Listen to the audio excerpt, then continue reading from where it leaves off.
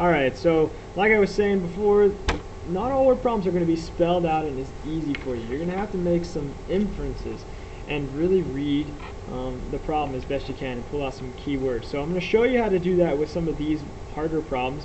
You have access to this, and I am going to pass this out in class so you'll be able to follow along. So it says, yesterday Josh sold some boxes. How many boxes? It doesn't specify. That might be what our variable is going to be. So let's just keep reading. Yesterday Josh sold some boxes, greeting cards. Today he sold 7 boxes. See, I know how many he sold today.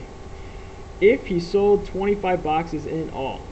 Now, in all is also a magic word. In all means that's our total, that's our grand sum. So I can say, at the end of the day, or at the end of the days, Josh has sold 25 boxes in all. So keep note of when you see in all, that's talking about at the end. How many did he sell yesterday? Alright, so here's the piece. We don't know how many he sold yesterday. Yesterday he sold some boxes. So that's our variable. Our variable is how many he sold yesterday. And then we know that he sold 7 boxes today.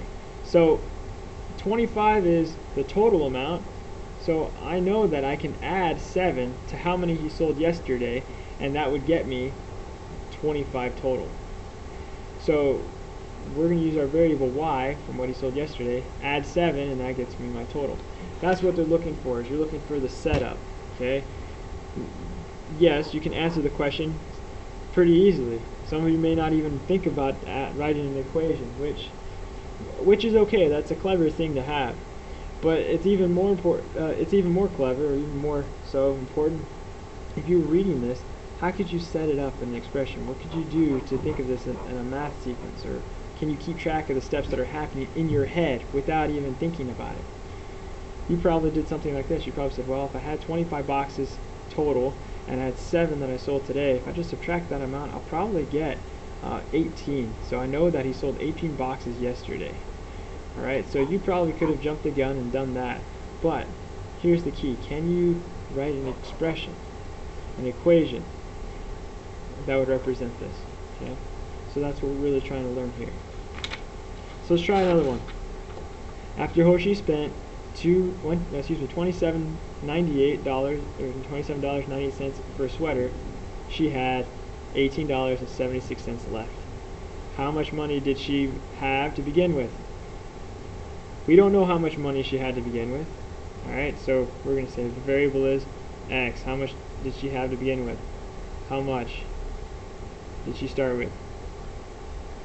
Alright, this isn't proper English. This is how much did start. How much to start with? Well, what are we solving for? Well, after Hoshi spent $27.98 for a sweater. So first she spent that much.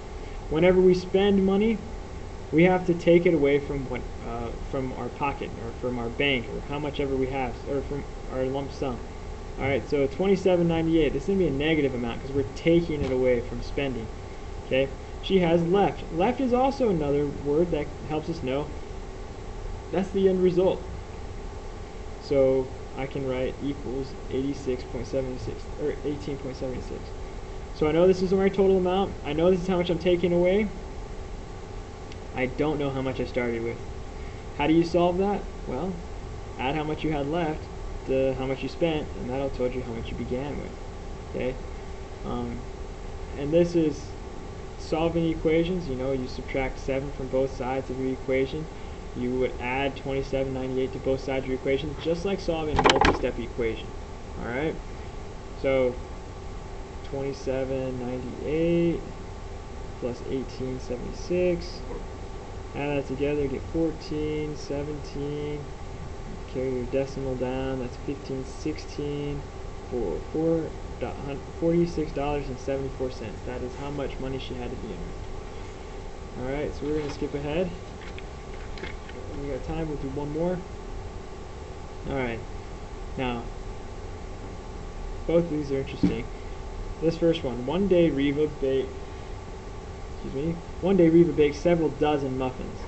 Two things here. Dozen means 12. It always means 12. But don't be so if this were the only thing in this problem referred to as by dozen, and all the others said, okay, she made 8 more muffins, or 20 muffins more, then we would have to take into account that this equals 12, and that would be important. But because everything uses dozen, we don't have to worry about how many are in a dozen. Okay? So, she had several dozen muffins. We don't know how many muffins she had, or she baked, okay, in one day.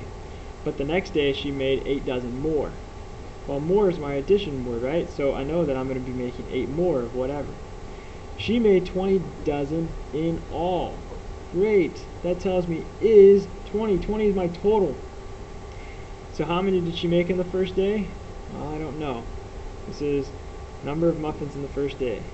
Number of dozen of muffins in the first day. Alright. Well, f plus 8 gives me 20, so I know that I can solve this equation like so. So be careful of those words like dozen, baker's dozen. Baker's dozen is 13. But be careful of those words. If everything has dozen, then we can safely assume we're like million. She had several $1 million, and she got $8 million more the next day, and then she had $20 million in all. We didn't have to really worry about the millions or the dozens. We just worked with the numbers they gave us because everything was in that unit. Okay. I know this is already 6.5 minutes, but try this one. This one's a different type of problem. 12 notebooks cost $15.48 in all.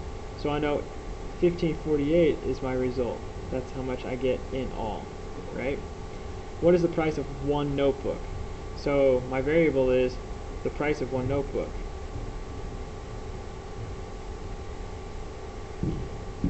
Alright. Part of the